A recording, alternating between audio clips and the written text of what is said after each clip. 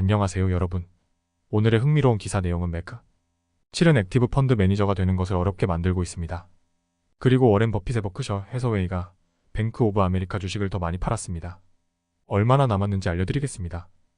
에 관한 것입니다. 우선 좋아요 버튼을 누르고 채널 구독 및 알림 설정도 잊지 마세요.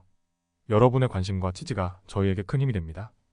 첫 영상은 월스트리트 저널에 실린 흥미로운 금융 기사를 소개해드릴까 합니다. 오늘의 주제는 바로 매그7 액티브 펀드 매니저들에게 어려움을 주는 이유입니다.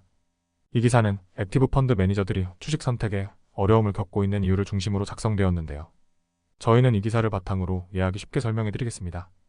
먼저 매그7이 무엇인지부터 설명해드릴게요. 매그7은 우리가 잘 알고 있는 7개의 거대 기업들, 즉 애플, 마이크로소프트, 알파벳, 아마존, 엔비디아, 메타 플랫폼스, 그리고 테슬라를 지칭합니다. 7개 기업이 최근 주식시장의 대부분을 차지하고 있는데요. 이로 인해 주식시장이 소위 좁은 시장 현상을 보이고 있다고 합니다. 좁은 시장이란 소수의 기업이 전체 시장 수익의 큰 부분을 차지하는 현상을 말하는데요. 현재 매그7이 S&P 500 전체 수익률의 약 60%를 차지하고 있다고 합니다. 그렇기 때문에 다른 주식들이 그리 좋은 성과를 내지 못하고 결과적으로 대부분의 액티브 펀드 매니저들이 시장 평균보다 낮은 수익률을 기록하고 있는 것입니다. 여기서 잠깐 여러분은 액티브 펀드 매니저가 무엇인지 궁금하실 수 있을 텐데요. 액티브 펀드 매니저는 주식시장에서 직접 종목을 선택해 투자하는 전문가입니다. 그러나 지금처럼 매그7 같은 소수기업이 성과를 독점하는 시장에서는 그들의 능력이 빛을 발휘하기가 어렵습니다. 왜냐하면 이 매니저들은 다각화된 포트폴리오를 구성해야 하기 때문에 매그7에만 집중 투자할 수 없기 때문입니다. 대부분의 펀드는 한 주식에 5% 이상 투자하지 않기 때문에 매그7이 아무리 좋은 성과를 내더라도 전체 포트폴리오에서 그들의 비중은 제한적일 수밖에 없습니다. 이처럼 주식시장에서 소수의 기업이 대부분의 수익을 창출하는 현상은 이번이 처음이 아닙니다. 예를 들어 1990년대 후반에는 마이크로소프트, 시스코, 오라클, 인텔 등의 기업들이 기술붐을 이끌었고 2017년에는 FAANG, 페이스북, 아마존, 애플, 넷플릭스, 구글 주식이 시장을 주도했습니다. 이처럼 주식시장은 자주 소수의 기업들이 주도하는 좁은 시장으로 전환되곤 했습니다. 결론적으로 매그7과 같은 기업들의 독주가 계속되면 액티브 펀드 매니저들이 시장을 이기는 것은 더욱 어려워질 것입니다. 그들이 아무리 노력해도 매그7을 제외한 대부분의 주식들이 포트폴리오 전체의 성과를 끌어내리기 때문입니다. 다음 영상은 월스트리트 저널에 실린 최신 금융 뉴스를 소개해드리겠습니다. 주제는 바로 워렌 버핏의 버크셔 해서웨이가 뱅크 오브 아메리카, 뱅크 오브 어메리카 주식을 더 많이 매도했다는 소식인데요. 이 내용을 쉽게 풀어서 설명해드리겠습니다. 먼저 버크셔 해서웨이는 워렌 버핏이 이끄는 거대한 투자회사로 다양한 기업의 막대한 지분을 보유하고 있는 것으로 유명합니다. 그 중에서도 뱅크 오브 아메리카는 버크셔가 상당한 지분을 가지고 있던 은행인데요.